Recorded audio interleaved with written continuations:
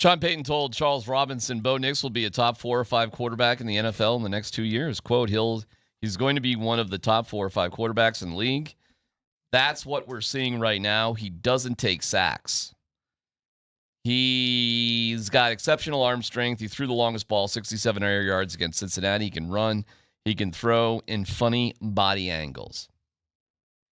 You guys agree or disagree with Sean Payton's assessment of the future track for Bo Nix? Top 4?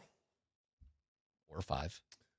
Yeah, I mean, listen, as it sits today, he's not top 4 or 5 in the AFC West. He's not even, he's not even top 2 in the I'm sorry, in the AFC. He's not even top 2 in the AFC West.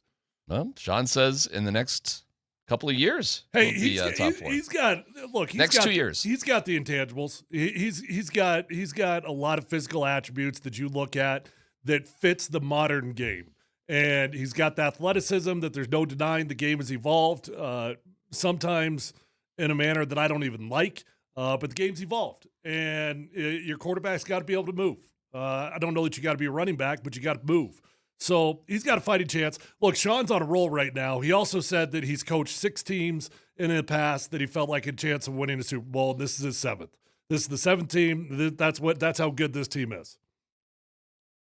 He's putting some expectations on these boys. I love it. And he's putting them on himself. Why not? That's putting your own pressure on. But listen, I told you before, I went 8 seasons, is that right? 9, 10, no, 7 seasons that I played on teams that never mentioned the word championship. And the first day I walked in, I mean the first meeting that you walk in with the Detroit Pistons, that's all that was talked about. And for the next 2 years, it was all that was talked about. And so there's something I think, and I don't believe putting down the world and all that goof like that, but when you put it out within a team and an organization, and you just said this something a while ago for that last break about ownership, we had great ownership. And guess what the ownership was about? Championship. Guess what the coaches were about? Championship. Leaders on the team, championship. Mm-hmm. The role guys, championship. And they end up winning 2 in a row and played in 5 or 6 straight Western or Eastern Conference championships. So I like that he's putting it out there. I will never dog a coach. I don't think they have a championship team, but I will never dog a coach talking about we're playing for a championship. Never in my life will I dog a coach for saying that. My biggest gripe for the first 20 years I called the Nuggets games, no one used to mention with the Nuggets. And I don't know if it was when the Cronkies finally bought it, all of a sudden they said, we want to build a championship team. I'm like, what? I'd already been working like 15, 16 years. And I'm like, okay, here we go. And it took them a while, but guess what they finally did? They won a championship. And now what's the standard for the Denver Nuggets? The end. There's one standard. That's right. It. What's the standard for the Avalanche? Same thing. So there is no other standard. I'm all in that Sean's doing this. Now, if we're breaking down, Tyler, put your analyst hat on and you're just, not worried about the orange-colored glasses, I think they'd have a long road to get to that this year. Well, they got the defense, right? So this defense can win a championship. They are capable of winning a championship. Offense has to be top. I would say for this team to legitimately have a shot at a Super Bowl this year, they got to be top 12 or better. If you can be top 12 or better, then your team's got a chance. So what are we seeing in practice?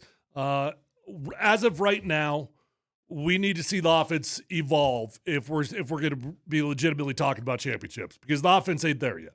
No, not even close. Is it because the offense is just behind or the defense is so good? I mean, that'll be a common question. That's where the – Well, I mean, to be honest, I think the defense is that good.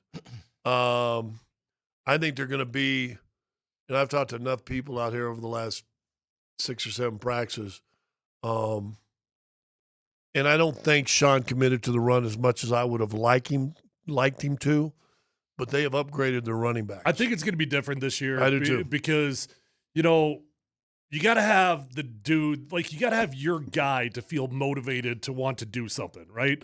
Last year he had Bo Nix. That was his guy. That was his motivation. I got to make this work. Now he's got his guy at running back. He's got his dude. He's got 2 guys that I think he likes a lot. And when you've got a guy that you personally put yourself out on the limb for, and he did, don't get it twisted. He put himself out there for R.J. Harvey. He selected him higher than anybody else was going to. that motivates you in its own right just to be right. I'll tell you what. If there's any position I would say looks healthier than a year ago, there is a difference in Dobbins and Harvey when they come out there and start taking runs and running. They're better than any running back they've had here in the last decade. Easy. And I know that's probably slighting C.J. Anderson. I'm not doing that because I thought he was phenomenal for you guys. But since then, it ain't even close. I don't think. Well, that's pretty exciting then. I don't think it's close. So they got some men. They got some men going to run the football this year. That's exciting. Now for me, and I've said this before when camp, since camp's been started, I'm leery of the offensive line.